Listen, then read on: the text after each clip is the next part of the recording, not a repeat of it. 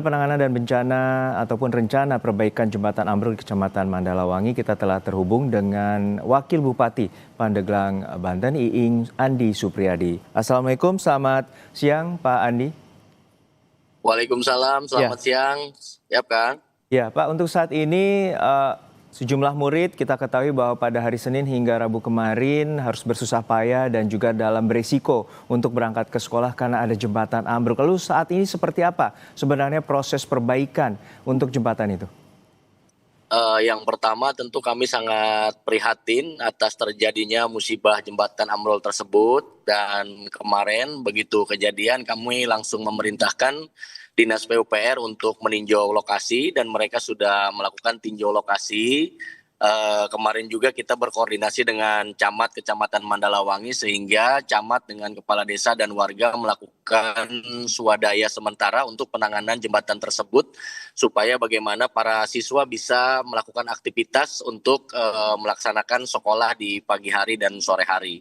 Dan ke depan karena memang jujur saja keterbatasan anggaran Kabupaten Pandeglang yang menjadi kendala pembangunan di Kabupaten Pandeglang, maka kami langsung berkoordinasi dengan pemerintah Provinsi Banten dan pemerintah pusat. Semoga penanganan ini segera ditangani secara bersama-sama baik oleh pemerintah daerah Kabupaten Pandeglang dan pemerintah Provinsi Banten. Seperti itu. Oke, untuk saat ini sebenarnya butuh berapa lama Pak agar jembatan ini dapat kembali dibangun secara permanen? Untuk pembangunan itu butuh perencanaan dari pihak dinas atau konsultan. Tentu ini membutuhkan waktu yang lumayan cukup lama, tapi sementara mudah-mudahan kami bisa menangani jembatan tersebut secara sementara lewat belis dan lain sebagainya. Yang terpenting bisa dilewati oleh masyarakat yang beraktivitas di daerah Sinarjaya tersebut. Ya, tentu ya ini sangat membahayakan bagi murid sekolah dasar yang ingin bersekolah. Dan untuk saat ini apakah ada akses alternatif bagi para murid agar bisa kembali bersekolah dengan normal dan aman? Untuk akses sementara memang ada, kemarin juga sudah disurvei, meskipun jaraknya lumayan cukup jauh, namun demikian jalan tersebut akan kami fungsikan untuk supaya aktivitas masyarakat tidak terhambat seperti itu.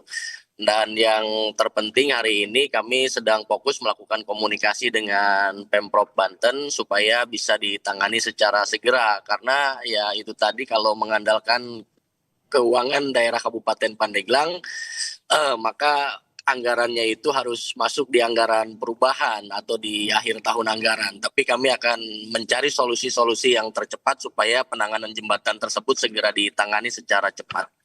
Ya, Pak, untuk saat ini sebenarnya terdampak SDN Sinarjaya betul, dan apakah juga ada alternatif untuk melakukan pembelajaran jarak jauh demi keamanan anak-anak di sana?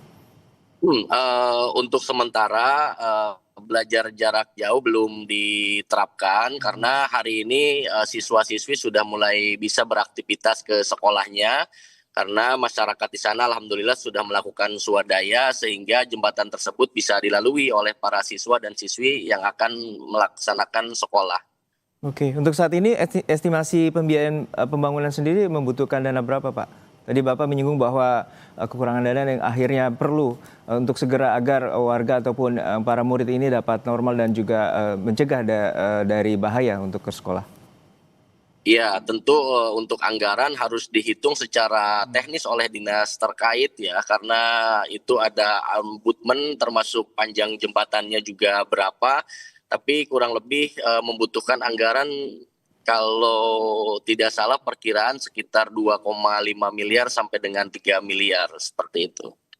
Oke, kami harapkan bahwa proses pembangunan jembatan ini dapat berlangsung secara cepat agar para murid untuk bersekolah dapat kembali aman dan juga warga dapat melintasi akses ini dengan baik. Terima kasih atas waktunya Bapak Iing Andi Supriyadi, Wakil Bupati Pandeglang, telah berbagi informasi bersama kami di Kompas Siang. Sehat selalu, Pak. Sama-sama.